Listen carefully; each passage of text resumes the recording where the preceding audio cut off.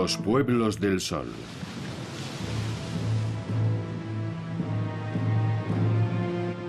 En el siglo XV, los europeos descubrieron América. Llamaron a este continente el Nuevo Mundo. Sin embargo, esas tierras, hasta entonces desconocidas para Europa, no eran nuevas y tenían una larga y prestigiosa historia. Sin haber tenido contacto con el mundo, los pueblos indígenas que se fueron sucediendo aprendieron a vivir de forma sedentaria. Levantaron pueblos y después ciudades. Se organizaron en sociedades cada vez más complejas, inventaron formas de gobierno, desarrollaron conceptos sobre el universo y la vida, y crearon religiones. Aunque algunos pueblos apenas han dejado trazas de su existencia, otros nos han dejado magníficos vestigios que dan testimonio de esos mundos desaparecidos. Los mayas, los aztecas y los incas ilustraron la historia de todo un continente.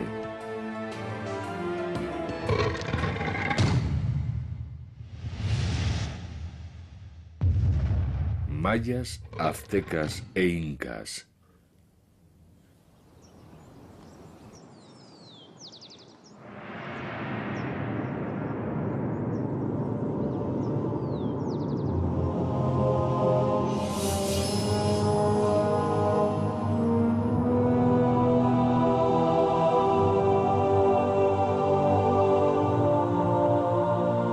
Después del descubrimiento, en el siglo XVI, el mito de las ciudades doradas despertó la codicia de los conquistadores españoles, que vieron a América como el dorado y la oportunidad de hacer fortuna. La conquista fue violenta. En unos pocos años cayeron los imperios Inca y Azteca, y con ellos terminó su mundo. El extraordinario crecimiento de esas civilizaciones fue brutalmente interrumpido. En el siglo XIX y a principios del XX, el redescubrimiento de esos mundos dio lugar a extraordinarias epopeyas. Arriesgando sus vidas, los exploradores se adentraron en tierras desconocidas y trajeron a su regreso extraordinarios relatos.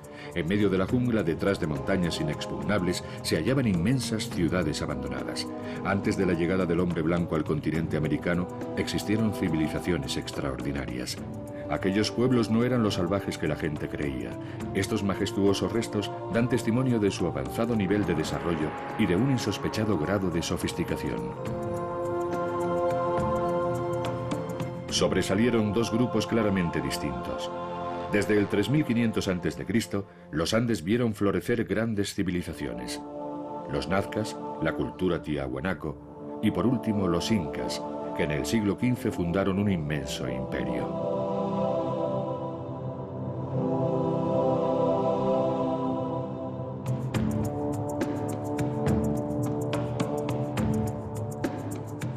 Los mayas y los aztecas pertenecen a las civilizaciones de América Central y desde el 2500 a.C. compartieron una cultura común. La civilización maya se desarrolló en los bosques de Guatemala y Chiapas entre el 250 y el 300 a.C., alcanzando su apogeo en el siglo VIII.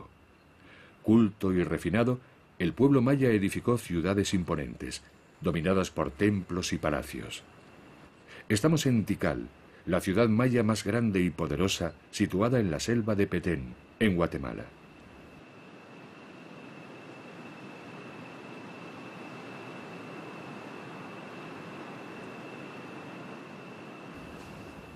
Tikal alberga los templos más altos de toda la era maya. El más alto de todos alcanzaba los 70 metros. Las ruinas que provocan nuestra admiración hoy apenas reflejan el esplendor de la antigua ciudad. Una reconstrucción de la Plaza Mayor de Tikal nos permite descubrir una ciudad donde el color dominante era el rojo.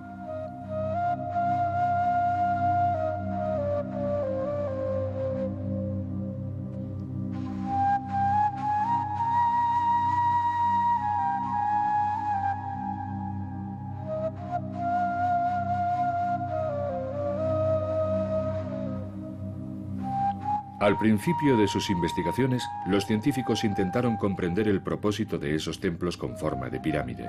No estaban dedicados necesariamente a los dioses.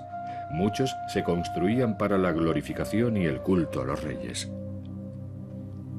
En la década de 1950, en el fondo de esta galería, los arqueólogos descubrieron una cámara funeraria. En el interior estaba el esqueleto de un hombre cubierto con joyas de jade, símbolo maya de la vida y la inmortalidad. Se trataba de la tumba del rey Hasso Chankawil, que gobernó Tikal hasta el 734. Igual que los faraones egipcios, los reyes mayas se hacían enterrar en pirámides y organizaban su propio culto.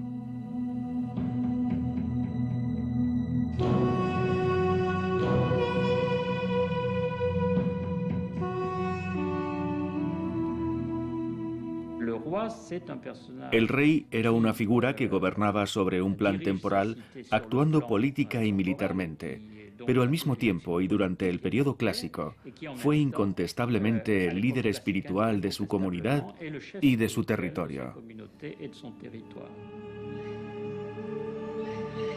La vida urbana era concebida como un reflejo del mundo cósmico, donde el equilibrio estaba garantizado por un rey con... La arquitectura monumental tenía por objeto impresionar e inspirar miedo. El rey era una figura sagrada, y su historia se inscribía en la mitología. El día de su ascensión al trono era el sol de la mañana emergiendo de la tierra y elevándose en el aire. En el momento de su muerte, adoptando la forma de un jaguar, se convertía en el sol poniente, que desaparecía engullido por la tierra. Esas leyendas están ligadas a los ciclos del tiempo. Los mayas eran grandes observadores del cielo y de los movimientos celestes.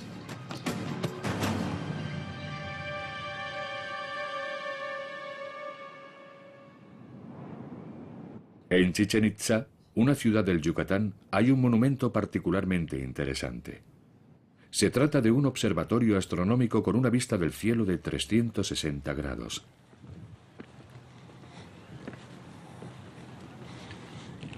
El arqueólogo Ed Banhart, especialista en la cultura maya de la Universidad de Austin, Texas, se interesa en este notable monumento que revela el extraordinario conocimiento que los sacerdotes mayas tenían de los ciclos del tiempo.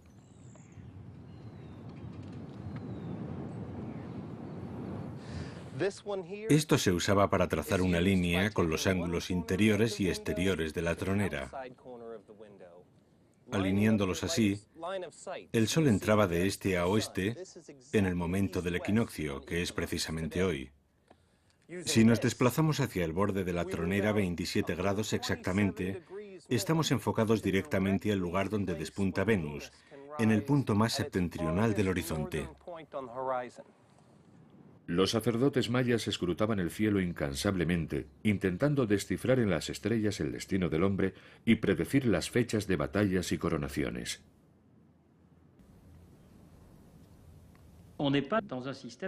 No es un sistema de observación arbitrario, porque en definitiva, lo que hace es observar los eventos actuales y del pasado para imaginar qué puede deparar el futuro e integrar todos esos sucesos en ciclos. Porque para ellos, como para otros pueblos de Centroamérica, el tiempo está claramente dividido en ciclos, algunos de los cuales son susceptibles de repetirse. E incluso, el tiempo dejará de correr algún día. Y por eso, es necesario tener una visión clara de todos esos eventos, particularmente los nocturnos, porque pueden revelarnos el futuro.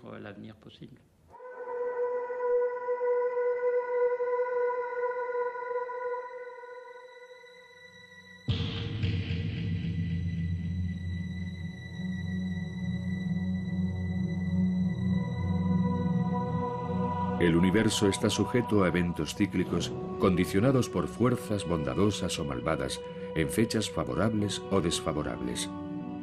Pero este amplio conocimiento de los ciclos también tiene una aplicación práctica para los agricultores. Los astrónomos son capaces de decirles cuándo deben plantar, cuándo deben cosechar y qué trabajos deben hacerse. Todo en su sociedad depende de los ciclos del tiempo. Hoy los descendientes de los mayas emplean técnicas de quemado. Durante la estación seca, encienden hogueras. Ello les permite limpiar zonas cultivables de la jungla sin ningún tipo de herramientas y usan las cenizas para fertilizar el suelo.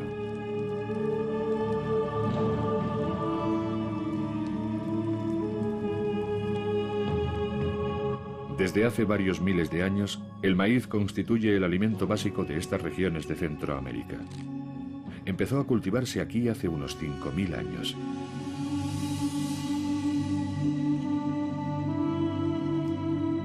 Originariamente, la planta solo producía unas pequeñas mazorcas que daban apenas una decena de granos. Seleccionando y cruzando los granos más grandes y mejor formados, los pueblos de la región consiguieron el maíz que conocemos hoy. El pueblo maya se definía a sí mismo como hijo del maíz. Sus leyendas cuentan que los dioses crearon a los primeros hombres de pasta de maíz. En nuestros días, la presencia de estas familias en el mismo lugar donde vivieron 70.000 habitantes suscita, sin embargo, varios interrogantes.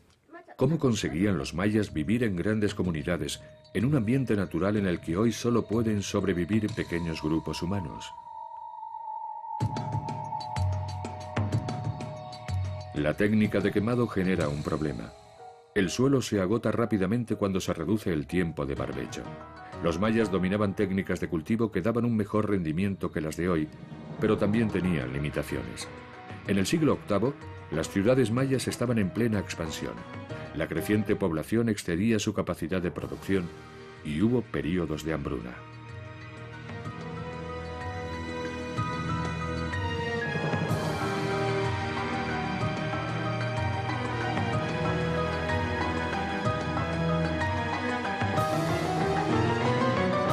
Al mismo tiempo, las ciudades mayas tenían que enfrentarse a otro problema ligado a su organización. Su mundo estaba efectivamente unificado en base a un plan cultural, pero no político. Unas 70 ciudades, cada una con su propio rey, rivalizaban constantemente. Tikal y Calakmul libraban feroces batallas por la supremacía.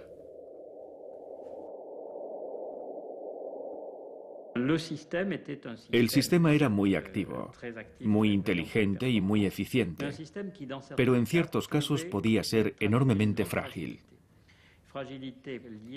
Una fragilidad debida a la inseguridad y al estado de guerra y competición.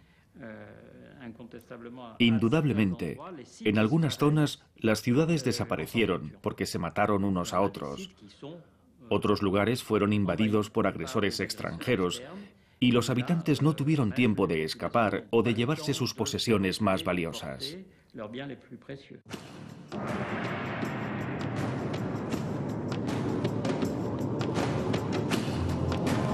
En sus primeras investigaciones, los científicos creyeron, un poco inocentemente, que se trataba de un pueblo pacífico. Hoy saben que no era así. Al contrario, los mayas estaban frecuentemente en guerra. En 1946 se descubrió el sitio de Bonampak, en el estado de Chiapas, donde aún se conservan algunos magníficos frescos mayas. Representan al rey Chaamuán, que gobernó Bonampak a finales del siglo VIII. Estas pinturas muestran la hostilidad endémica que dividía al pueblo maya en múltiples pueblos rivales, cada uno de ellos intentando extender su área de influencia, afianzar su poder político y aumentar su riqueza. En un contexto de empobrecimiento de recursos, esas luchas fratricidas precipitaron su desaparición. A partir del siglo IX no volvieron a esculpirse nuevas estelas y no se construyeron más monumentos. Muchos lugares muestran signos de conflictos y destrucción. En unos pocos años, su mundo desapareció. Los aztecas nómadas del norte llegaron después y se asentaron en la cuenca de México en el siglo XIII. Impresionados por las monumentales pirámides de Teotihuacán, abandonadas durante varios siglos, pensaron que la ciudad había sido obra de los dioses. Hoy aún no sabemos qué pueblo construyó esta ciudad.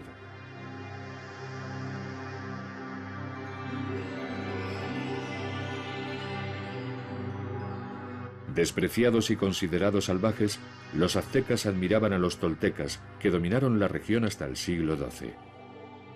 Ambos pueblos eran originarios del norte. Los aztecas buscaban una identidad, atrapados entre el deseo de asentarse y fundar una brillante civilización, a imagen y semejanza de la que había existido anteriormente, y sus costumbres nómadas y de valerosos guerreros.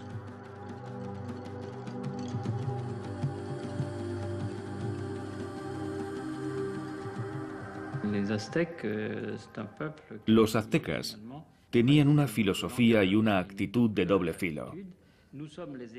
Decían, somos los herederos y los seguidores de nuestros predecesores, y sobre todo de los más famosos, los toltecas, y hemos adoptado todos los valores de las civilizaciones que nos han precedido.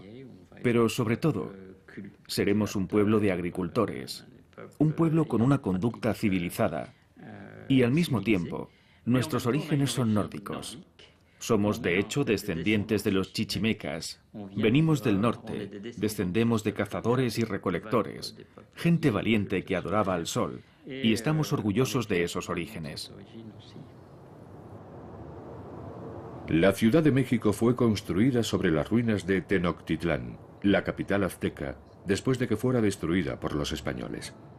No es fácil, en esta jungla urbana de 20 millones de habitantes, encontrar trazas de la presencia de los aztecas. La sorpresa se produjo en 1978. En esa época, el ayuntamiento de la ciudad decidió construir una red de transporte subterráneo.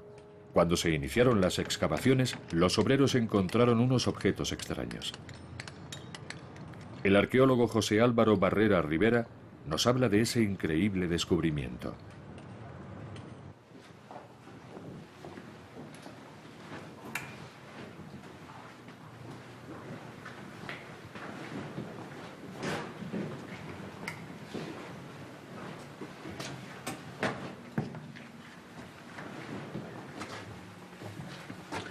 Estamos ahora aquí observando, bajo del sagrario, lo que es el Templo del Sol. Este es el muro norte del Templo del Sol. Es un templo que está dedicado a Tonatiuh, el dios solar.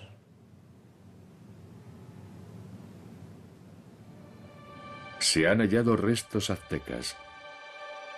Los españoles construyeron la catedral de la nueva ciudad sobre los restos del recinto sagrado de la antigua capital azteca, que constaba de 10 templos. Los arqueólogos han conseguido reconstruir la historia del más importante, el Gran Templo. Igual que las pirámides mayas, fue construido en varias etapas sucesivas. Los restos han permitido exhumar el pasado y reconstruir la historia de la ciudad.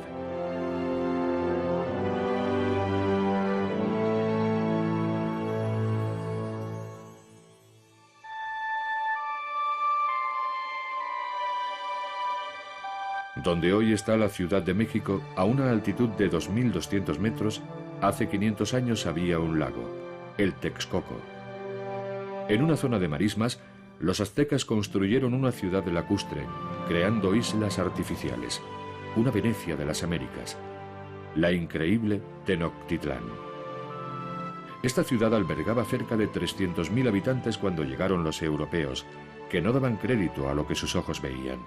Tenochtitlán era una de las mayores metrópolis del mundo en aquella época.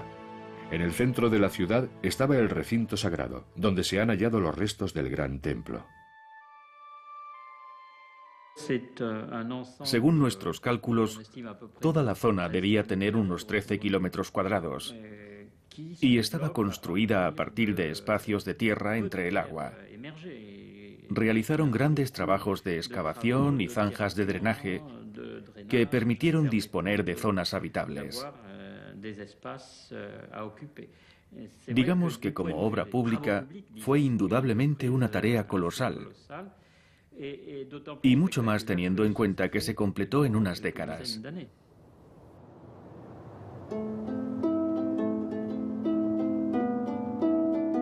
Los aztecas que se instalaron en esta región pantanosa disponían de muy poca tierra cultivable, pero consiguieron sacarle el máximo rendimiento al entorno para alimentar a los cientos de miles de habitantes que vivían en la capital. En los suburbios de México hay unas zonas agrícolas de características muy particulares conocidas como chinampas. Estas parcelas son tan extraordinarias que actualmente están inscritas en el Patrimonio de la Humanidad de la UNESCO. Su conservación nos permite retroceder en el tiempo y descubrir los secretos de los agrónomos aztecas. Una chinampa es una zona cultivable compuesta por canales e islas artificiales. Los campesinos mexicanos de hoy conservan su preciosa herencia azteca y continúan cultivando a la manera ancestral, creando estas balsas de tierra. Iban haciendo esto lo iban haciendo, mire. Y esto, al secarse, queda muy duro, queda duro. Y, por ejemplo, esto, así, luego ya le echaban harto hasta que se desapareciera esto. Y luego venía otra capa de esto. Y así fueron amarrándolas y fueron haciendo los terrenos.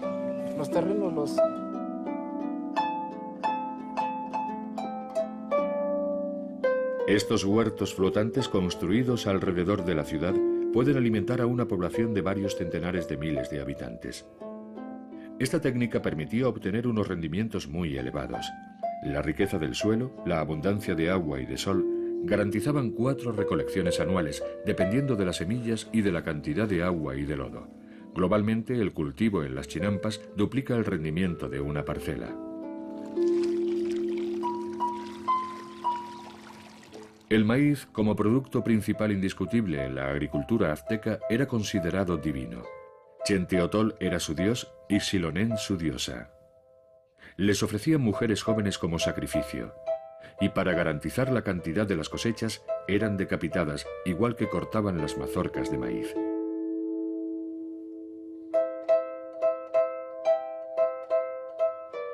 La práctica de sacrificios humanos fue frecuente durante mucho tiempo en toda Centroamérica, pero para los aztecas se convirtió en una obsesión.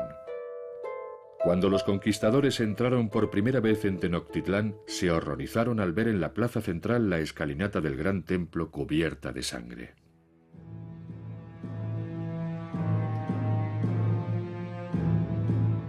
Al conquistar la ciudad, destruyeron el templo. Pero las excavaciones arqueológicas han revelado un edificio interior, una réplica exacta en miniatura del gran templo. Sobre la plataforma hay una piedra negra destinada a los sacrificios.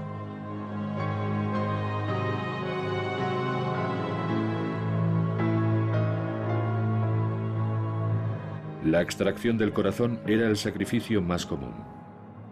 Se tendía a la víctima sobre la piedra del sacrificio y la sujetaban 4 hombres.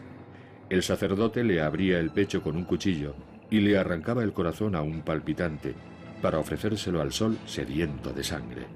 El cuerpo de la víctima se lanzaba por las escaleras de la pirámide y era devuelto a la tierra. El corazón se colocaba sobre esta estatua, el Chacmol.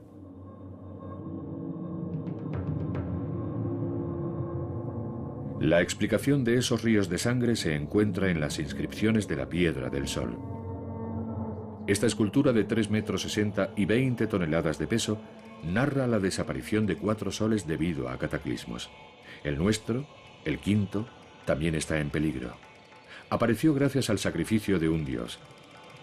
Inmolándose en el fuego, resurgió transformándose en una estrella.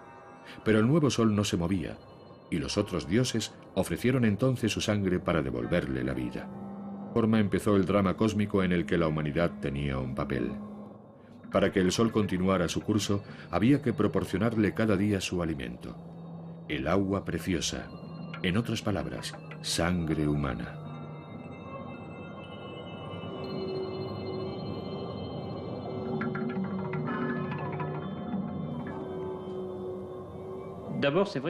En principio es cierto que la propia ideología de los sacrificios, promovida por los aztecas, tenía mucha fuerza. Era la piedra angular en la construcción de su identidad y en el papel que se atribuyeron en el mundo.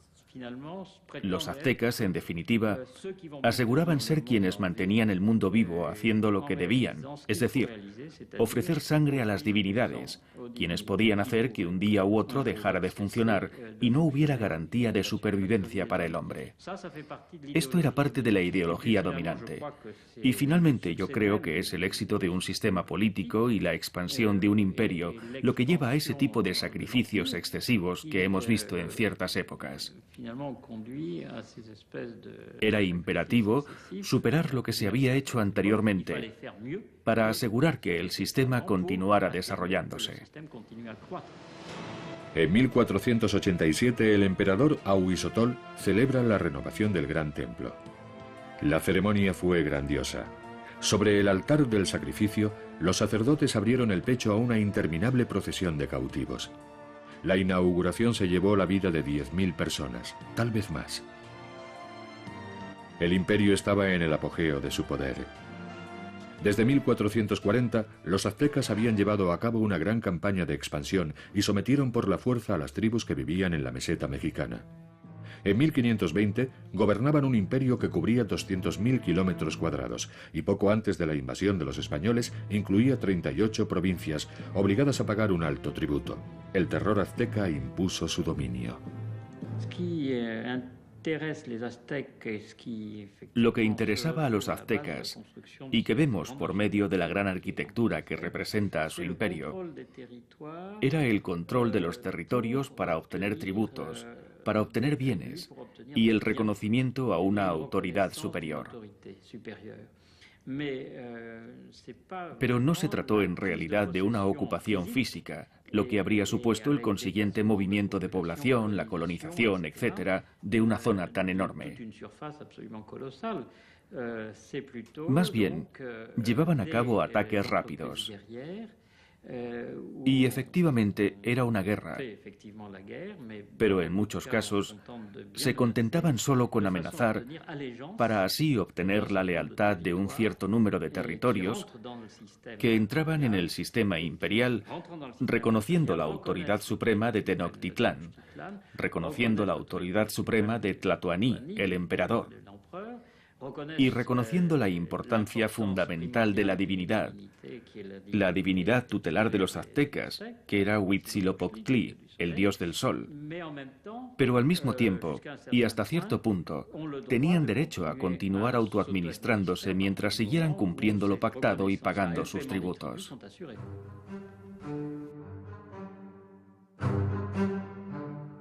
Las campañas de los aztecas eran incansables.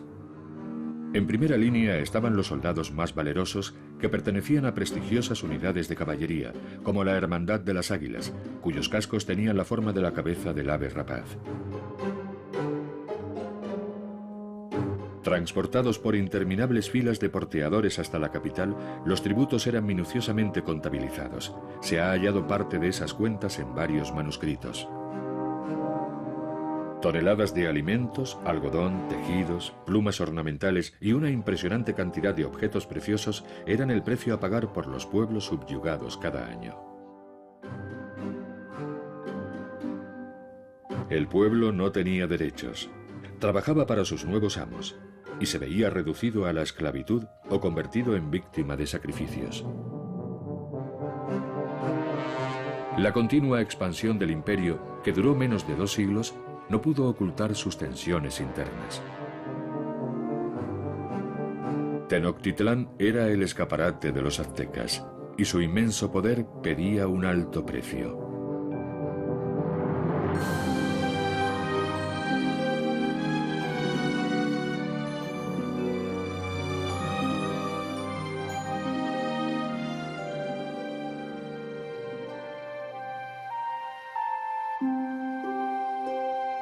Durante el mismo periodo, los incas estaban al frente de un imperio 5 veces mayor. Se extendía sobre un territorio de 4.000 kilómetros, desde Ecuador al Chile actual, y cubría una superficie de unos 950.000 kilómetros cuadrados. Los incas habían concebido un sistema organizativo que les permitía administrar su vasto territorio, constituido por un conglomerado de diferentes tribus.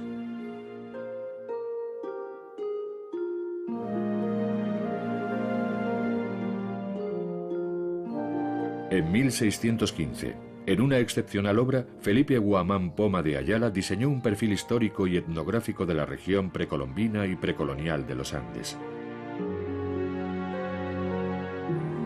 Su trabajo, la obra de toda una vida, constituye un mordaz alegato contra los abusos que cometían las autoridades españolas con las poblaciones indígenas.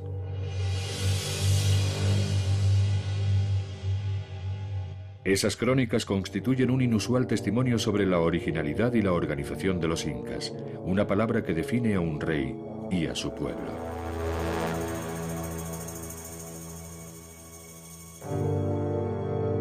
La leyenda dorada dice que hubo 13 incas, pero los 8 primeros fueron probablemente míticos. Es posible que se tratase de jefes. El pueblo inca no se distinguía de otras tribus de Perú. Su verdadera historia comienza con el 9º Inca. Con él, el poder de los incas creció y sobrepasó el de un pequeño estado rural. Hombre de grandes habilidades militares, Pachacuti inició la vertiginosa expansión del gran imperio inca. En el norte conquistó el reino de Chimu. En el sur llegó hasta el valle de Nazca. Abriendo una era de conquistas, unió en un solo estado a unas 500 tribus de los Andes. Por tanto, hubo un intento real, desde la autoridad central, para armonizar dentro del imperio un amplio abanico de sensibilidades muy diferentes. Esas diferencias eran mucho más evidentes cuando el imperio se extendió desde Colombia, Argentina y Chile en el sur, y tuvo que manejar un número de zonas, de regiones, extremadamente variadas ecológicamente. Pachacuti demostró ser un notable administrador. Las familias vivían en comunidad, no tenían las tierras en propiedad y trabajaban las de la colectividad. Cada región debía producir para el imperio dependiendo de sus características. El Inca dotó a su enorme imperio de una sólida y eficiente estructura administrativa gobernada por una casta de funcionarios. Para asegurar los intercambios económicos entre los diferentes estados del imperio, la autoridad central necesitaba una red de carreteras que los comunicara, pero estaban en los Andes, la cordillera más alta del mundo después de la del Himalaya. Para cruzar los ríos, los incas se convirtieron en los maestros indiscutibles en la construcción de puentes colgantes e inventaron complejas técnicas que son utilizadas todavía. La construcción de este puente da una idea de la mano de obra requerida. Es una imagen impresionante y todavía actual de la organización necesaria en los Andes, donde cada proyecto requiere la participación de todos. Este trabajo colectivo fue uno de los principios fundamentales del imperio inca.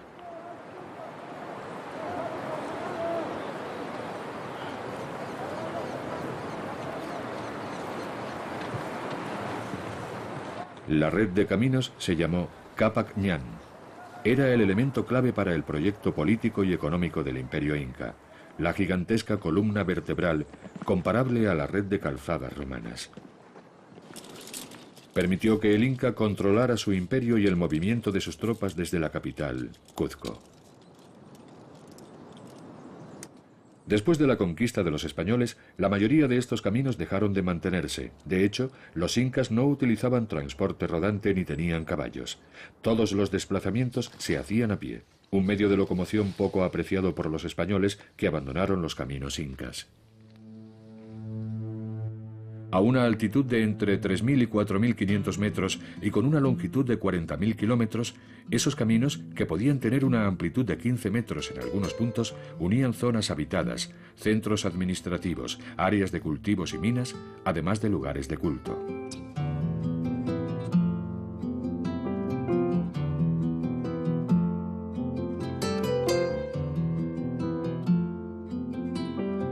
La red de caminos inca permitió la unificación de un inmenso imperio, uno de los mejores organizados desde el punto de vista administrativo.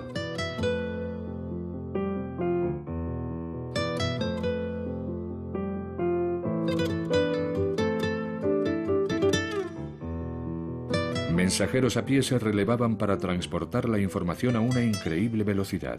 Desde el Palacio del Inca llegaban en 2 días a los lugares más remotos del imperio. Los incas no tenían escritura. Para compensar esa carencia desarrollaron un original sistema usando este objeto, el quipu, hecho de cordeles y nudos de varios colores. Cada color y longitud tenía un significado. Simbolizaba números, fechas o un tipo de producto. Los quipus permitían manejar eficazmente las finanzas públicas. La economía era controlada a través de varios intermediarios. Los estados locales, por medio de sus jefes, estaban obligados a reunir los tributos y organizar la mita, es decir, los trabajos forzados de los hatunrunas, los que tenían que pagar el tributo, y eso representaba el primer diente del engranaje económico entre los diferentes estados. Pero los incas imponían un sistema administrativo a los estados. Por ejemplo, con gente que se encargaba de controlar la actividad minera y con funcionarios para cada sector del imperio, los llamados apocunas. Esas personas eran más importantes que los delegados de la autoridad central. Y en realidad actuaban como correa de transmisión entre los jefes locales y el propio Inca. Hoy, en algunas aldeas de los Andes, todavía se encuentran restos de este sistema extraordinariamente organizado.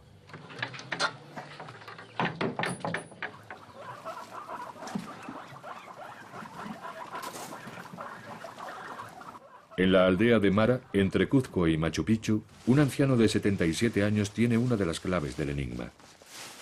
Paulino Sinchi Roca es descendiente de una noble familia con ciertos privilegios que le permiten explotar una mina de sal. Un documento del siglo XVII confirma ese privilegio, que data de la época de la administración colonial. Sinchi Roca era el primer hijo de Manco Cápac, el primer inca. ¿Por qué le puso a su hijo Sinchi Roca? Para que dominase a las piedras.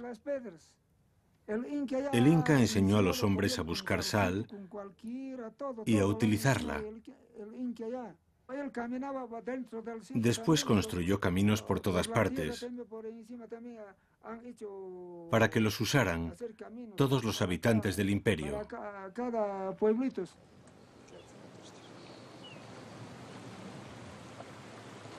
Mara es un lugar excepcional. Los incas producían aquí la sal necesaria para una parte del imperio. Explotaban un fenómeno geológico inusual, un manantial de agua salada. Mediante la evaporación sucesiva a través de diferentes terrazas, recogían la sal muy escasa en las montañas. De Mara salían multitud de caminos en todas direcciones para suministrar a varias regiones. El lugar disfrutó de una especial importancia que hoy ha perdido. Las minas de sal de Mara también realzaban la imagen de poder del emperador. Gracias al sol. Todo esto es gracias al sol. Los incas adoraban al sol.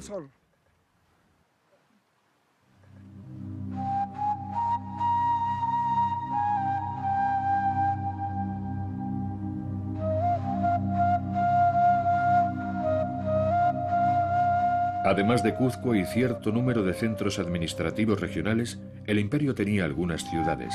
La mayor parte de la población vivía en pequeñas aldeas y trabajaba en el campo. La agricultura era el pilar de la economía inca. Entre la capital, Cuzco, y Machu Picchu, a lo largo de la antigua ruta del Inca, hay terrazas construidas en las laderas, a varios cientos de metros de altura. Teniendo que hacer frente al terreno irregular de la montaña, los campesinos incas lograron aumentar las zonas cultivables excavando terrazas. Con un monumental esfuerzo, construían muros de piedra, conteniendo así la tierra y dando a las montañas la apariencia de una gigantesca escalinata. Los campesinos de los Andes siguen viviendo hoy día al ritmo de sus labores agrícolas. Algunas plantas, como el maíz, requieren un clima cálido y húmedo, pero otras, como la patata, consiguen prosperar en las alturas. Los campesinos saben explotar las diferencias climáticas entre los valles y las cimas. Cultivan especies que normalmente no se encuentran en la misma región. Todas estas terrazas, ahora más o menos abandonadas, apenas dan una imagen verdadera de la opulencia del pasado. Se calcula que el Perú actual apenas puede igualar lo que producía el imperio inca.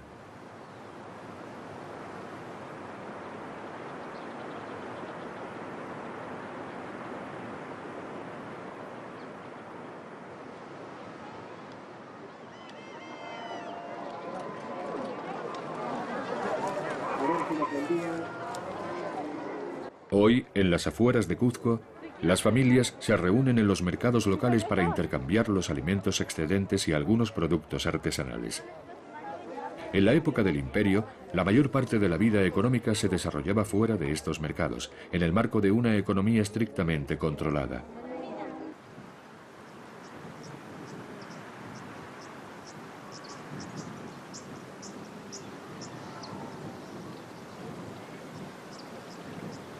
Estas construcciones, conocidas como colcas, eran almacenes administrados por el Estado. Cuando llegaron los españoles, estaban repletos de productos alimenticios y objetos de uso cotidiano, como tejidos y herramientas. Todo lo que una sociedad necesitaba para vivir y para afrontar los años más difíciles. Este sistema permitía a la población vivir en condiciones aceptables. En la cima de la organización estaba la figura del Inca, considerado descendiente directo de Inti, el dios Sol. Tenía todo el poder político y económico, pero su legitimidad era religiosa. El Inca era un ser sagrado que escenificaba su origen divino.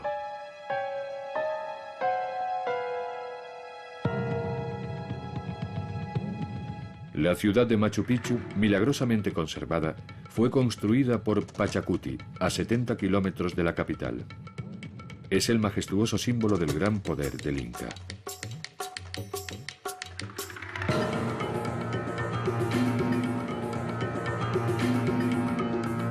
Los incas tenían delirios de grandeza. Creían que estaban al frente de un imperio capaz de durar eternamente.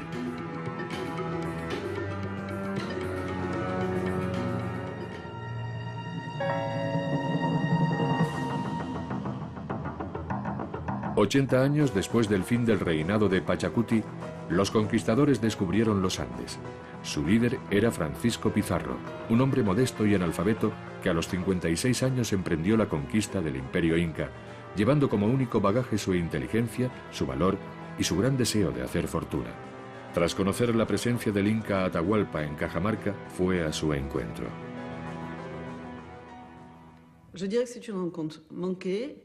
Yo diría que fue un encuentro frustrado, totalmente fallido, porque fue el encuentro de la incomprensión. Cuando los españoles llegaron a Cajamarca, vieron a Atahualpa recostado sobre un jergón, totalmente cubierto de plumas y tocado con una corona también de plumas. Y Valverde, el arzobispo, que era el portador de los libros sagrados de los españoles, le ofreció los evangelios. Y como el inca no había visto nunca un libro, lo cogió, lo miró y lo tiró. Obviamente eso ofendió a los españoles, que también habían ido a evangelizarlos. El malentendido sirvió de pretexto a los españoles para masacrar a un gran número de los aristócratas presentes. Atahualpa fue hecho prisionero. Pizarro pidió un altísimo rescate en oro que fue pagado de inmediato, pero rompió el trato y ordenó que el inca fuera juzgado y ejecutado.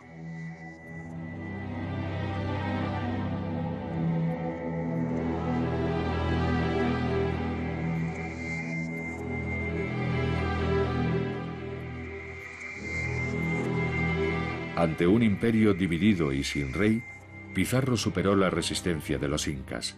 El objetivo estaba cumplido. Los españoles eran los nuevos amos de los Andes. Los años siguientes a la conquista fueron trágicos para los incas. Superados por las armas y esclavizados, presenciaron el colapso de su mundo. Masacrados, saqueados y torturados, los indígenas fueron tratados como seres inferiores y desposeídos de sus tierras. Fueron condenados a una vida de miseria y humillaciones.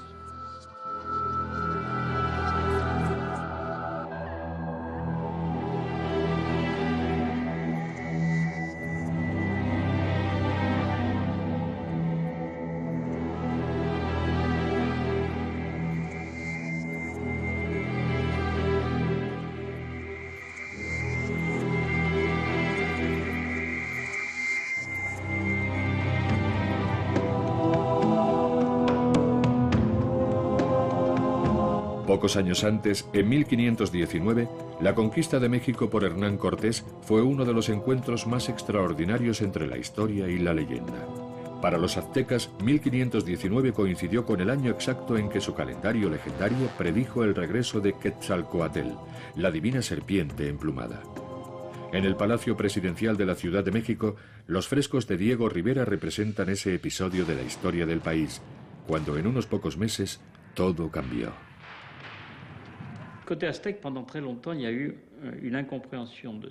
Durante mucho tiempo, los aztecas no entendieron qué ocurría, qué estaba en juego y qué podía suceder. No pensaron nunca que la llegada de aquellos extranjeros fascinantes, que al principio habían tomado por dioses, podía significar una sentencia de muerte para el sistema que conocían y que asumieran el control de su mundo. Cuando se dieron cuenta ya era demasiado tarde. Se ha hablado mucho de la diferencia en medios técnicos de las armas de los españoles, del hecho de que tuvieran caballos, perros, etc. Eso contaba, pero solo en cierto modo. Pero de todos modos, yo creo que la conquista se habría hecho antes o después, porque ya se había descubierto esa parte del mundo. Y la corona española y la gente que la representaba estaban decididas a instalarse y conquistar esos nuevos horizontes. Pero lo realmente importante, y lo que explica cómo ocurrieron las cosas que se hicieron en México, fue sin ninguna duda la gran inteligencia del jefe, de Hernán Cortés, que entendió enseguida que el imperio era frágil, que tenía adversarios y que parte de la población estaba en su contra. Así que reforzó su pequeño ejército con tropas auxiliares, compuestas por decenas de miles de soldados que se unieron al grueso de sus batallones en los momentos decisivos.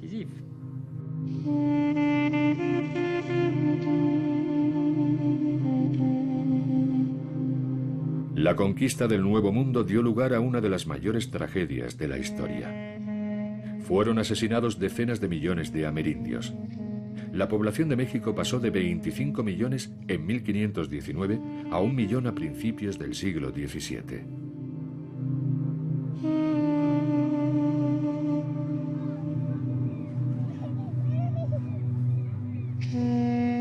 Casi 500 años después de esas páginas dolorosas de la historia, numerosas comunidades de México y Guatemala conservan aún las tradiciones y las creencias de sus antepasados.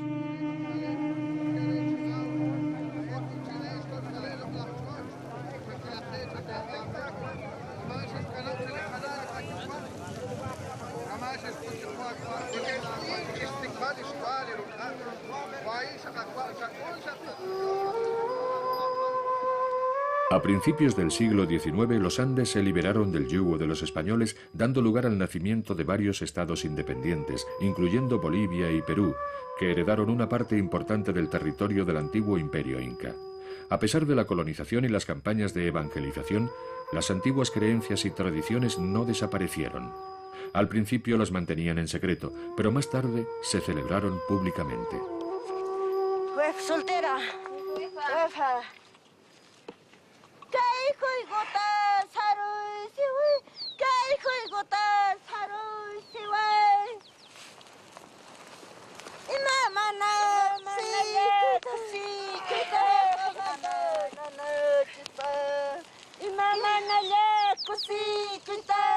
Estos pueblos de América recuerdan con orgullo su pasado y prosiguen su larga historia.